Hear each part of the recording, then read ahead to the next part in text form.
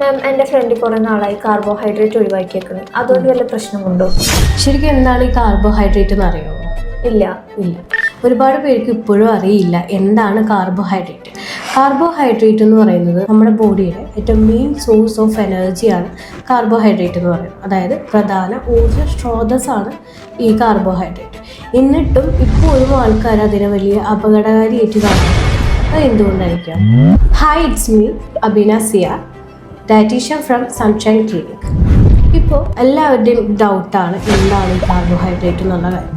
ശരിക്കും എല്ലാവരും ഇതിനൊരു അപകടകാരിയായിട്ടും കാണുന്നുണ്ട്. ഈ കാർബോഹൈഡ്രേറ്റ് നേരത്തെ പറഞ്ഞതുപോലെ തന്നെ പ്രൈമറി ഫ്യൂവലായിട്ട് യൂസ് ചെയ്യുന്ന ഒന്നാണ്. അതായത് നമ്മുടെ പ്രധാന എസെൻഷ്യൽ മാക്രോ ന്യൂട്രിയൻസ് ആണ് കാർബോഹൈഡ്രേറ്റ്.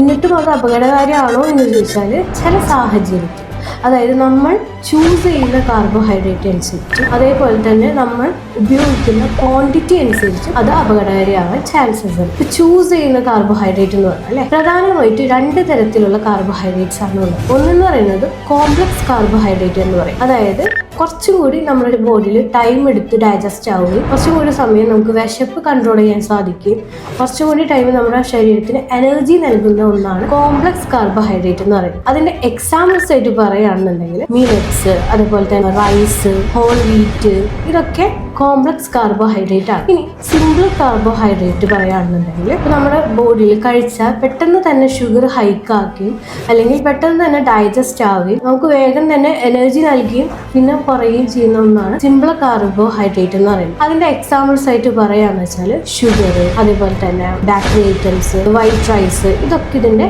എക്സാമ്പിൾസ് ആണ്. രണ്ടാമത്തെ കാര്യമാണ് ക്വാണ്ടിറ്റി എന്ന് പറയുന്നത്.